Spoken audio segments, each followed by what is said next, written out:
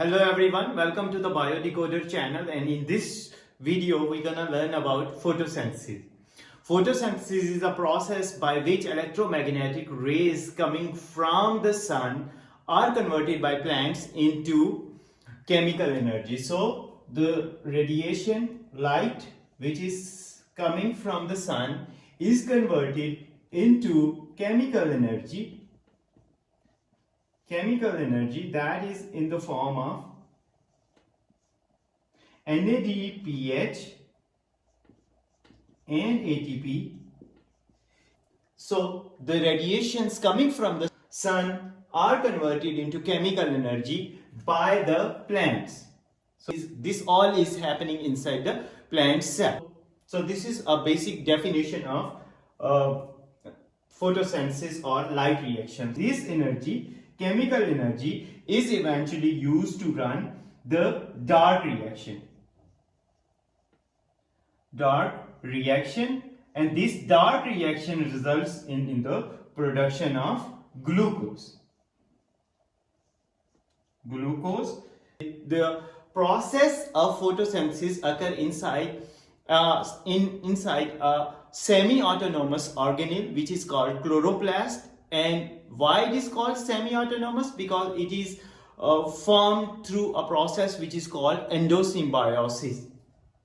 Okay, so light reaction occurs inside organelle which is called chloroplast. And why only chloroplast? Because the chloroplast have specific pigments, and these pigments are actually responsible for capturing the light.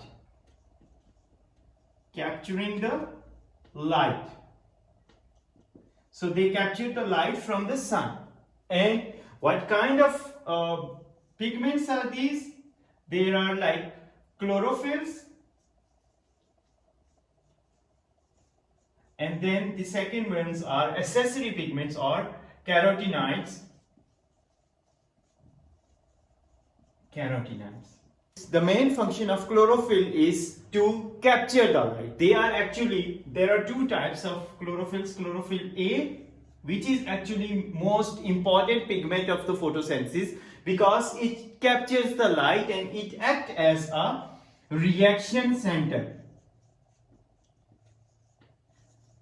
So what happens that all the accessory pigments, including the carotenoids, xanthophylls, they capture the light and then they transfer that light into that energy, that they capture the light and then they convert that in the form of energy to the reaction center. That is why these carotenoid and xanthophylls are also called as accessory pigment. So their main function is to capture the light. So there is a very important concept here. So when we have a reaction center here, for instance, and then we have different kind of accessory pigments here. So as I mentioned, the function of these accessory pigments is to capture the light and then transfer it to reaction center, which is a chlorophyll A molecule. So accessory pigments are not able to transfer they are not able to excite the electrons. They are not transferring electron when they absorb the light, but they convert that light energy they convert those radiations into light energy and then transfer energy to the reaction center. And then after getting that energy, the reaction center excites the electron. So the reaction center excites the electron. So electron excitation is a function of reaction center, not the accessory pigment. So this is very important concept here, when the energy is transferred through resonance. Okay, so into two different groups. One is called and they are called photosystems. One is called photosystem 2 and the other is called photosystem 1. Why I am writing photosystem 1 before photosystem 2? Because the photosystem 2 was discovered before the discovery of photosystem 1.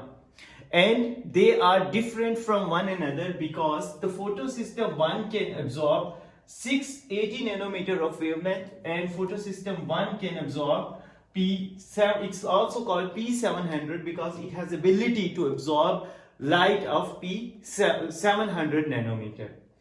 Another important concept here is that photooxidation, like photolysis of the water, is the function of photosystem 2.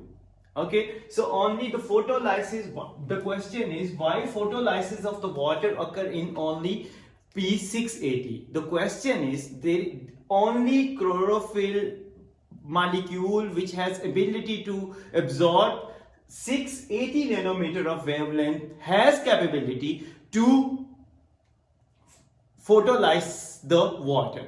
There is no other molecule known which has ability to photolyze the water. So that is why when we study the Z scheme, we study photolysis of water in photosystem 2, not in photosystem 1.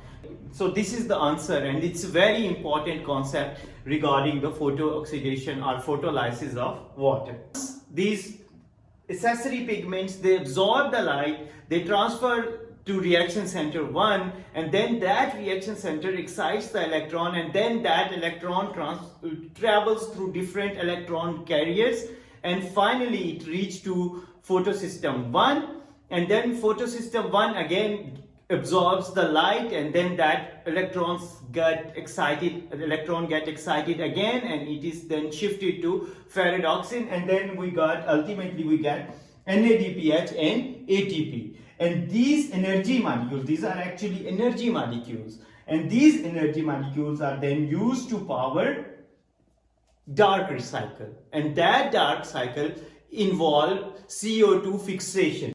So this is how the whole process, this is actually an overview of the process of photosynthesis. We will make a detailed video on each of the processes separately, like light reaction separately and the dark reaction separately.